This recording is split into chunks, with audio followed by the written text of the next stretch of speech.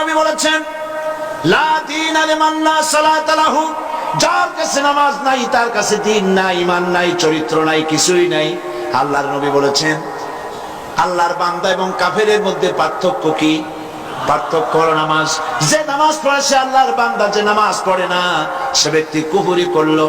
মান তারাকা সালাতান মুতাআম্মিদান ফাকাদ কাফারা, ইচ্ছা করে যে নামাজ ছেড়ে দিল সে কুফরি করলো। বলেন নাউজুবিল্লাহ।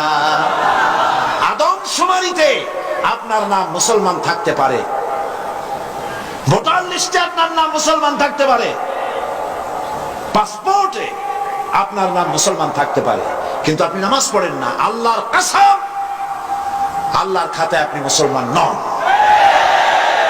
আপনি দেশের প্রেসিডেন্ট, প্রধানমন্ত্রী হতে পারেন, পররাষ্ট্র স্বরাষ্ট্রমন্ত্রী হতে পারেন, পুলিশ আপনাকে স্যালুট দেয়, বিডিআর স্যালুট মারে, সবই ঠিক আছে, কিন্তু আপনি যদি নামাজ না পড়েন, আমার দেশের সদর ঘাটে কুলি বোঝাটা নিয়ে পেট চালায়, যে সেই কুলিটা যদি নামাজি হয়, দিনদার হয়, পরেশগার হয়, আল্লাহরে ভয় করে, তাহলে বেনামাজি প্রেসিডেন্ট, বেনামাজি প্রধানমন্ত্রী, বেনামাজি মন্ত্রীর চাইতে আল্লাহর কাছে কুলি, মাঝি, রিকশাওয়ালার মর্যাদা হাজার হাজার গুণ বেশি। আল্লাহর কাছে কে প্রেসিডেন্ট, কে প্রধানমন্ত্রী, এইটার কোনো দাম নাই। আল্লাহর কাছে দাম কি? ইন্না আকরামাকুম ইনদাল্লাহি আতকাকুম। আল্লাহর কাছে মূল্য হচ্ছে তার যে ব্যক্তি আল্লাহকে তোমাদের মধ্যে বেশি ভয় করে। নামাজ, মসজিদে যখন দান, কি সাম্য মসজিদ, সুবহানাল্লাহ বলে। মসজিদের মধ্যে মন্ত্রী, গরিব মানুষ, ফকির মানুষ, পানওয়ালা, সিগারেটওয়ালা, জুতায় পালিশওয়ালা সব দাঁড়ায় গেছে নামাজের মধ্যে। মন্ত্রীর সামনে এক পালিশওয়ালা, জুতায় পালিশওয়ালা দাঁড়ায় গেছে। মন্ত্রী কি বলতে পারবে, বেটা তুই জুতায় পালিশ করিস, আমি মন্ত্রী, তুই জানিস না? সব নইলে তোর পালিশের বক্স শুদ্ধ দোজকে পাঠায় দেবো। পারবে এরকম কথা বলতে? পারবে না, কারণ মন্ত্রী সাহেব এটা ফাজলামি করার জায়গা না, এটা মসজিদ। এখানে তোমারও যা মর্যাদা, ওই রিকশাওয়ালা, কুলি, মসজিদ, ফকির, ভিক্ষুক তার মর্যাদা সমান। বরং তুমি যদি বেনামাজি হও আর ফাঁকি দিতে নামাজ পড়তে এসে থাকো, তো তোমার থেকে ওর মর্যাদা বেশি।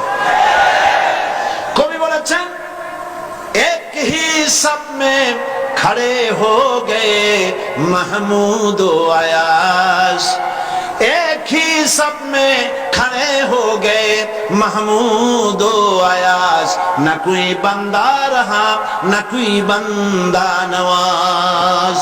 একই কাতারে সম্রাট মাহমুদ আর তার ভৃত্য আয়াজ দাঁড়ায় গেছে। এখন কেউ চাকরও নাই, ভৃত্যও নাই, সব আল্লাহ গোলামে পরিণত হয়ে গেছে। নামাজ, ইসলামী সরকার হলে প্রথম কাজ হবে নামাজ পড়া। নামাজ পড়বে, কাজে বরকত হবে। দেখেন না মুয়াজ্জিন কি বলে? মুয়াজ্জিন আযানের ভিতরে বলে, হাইয়া আলাস সালাহ, এসো নামাজের দিকে। আপনি বলবেন মুয়াজ্জিন চিল্লাও কেন? নামাজের দিকে আসলে হবে কি? মুয়াজ্জিন দ্বিতীয় লাইনে গিয়ে বলে, হাইয়া আলাল ফালাহ, এসো কল্যাণের দিকে, মঙ্গলের দিকে। নামাজের দিকে আসলে পরে তোমার কিসমত খুলে যাবে, তোমার তাকদীর পাল্টে যাবে। এসো নামাজের দিকে, নামাজ পড়ো।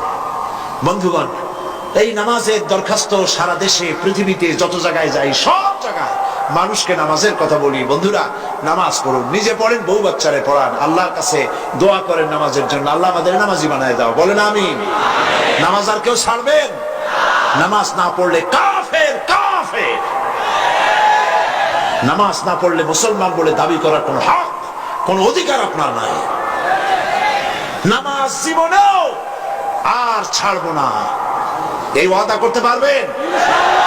দুই হাত উঁচু করেন, বলেন ইয়া আল্লাহ, তোমার কোরআনের মাহফিলে তোমারে সাক্ষী রেখে দুই হাত উঁচু করে কসম করি, শপথ করি, ওয়াদা করি, যতদিন পর্যন্ত মালাকুল মউত আমার মাথার কাছে না আসতেছে ততদিন পর্যন্ত ফরজ নামাজ, ফরজ রোজা আর ছেড়ে দেব না, আর ছেড়ে দেব না, আর ছেড়ে দেব না।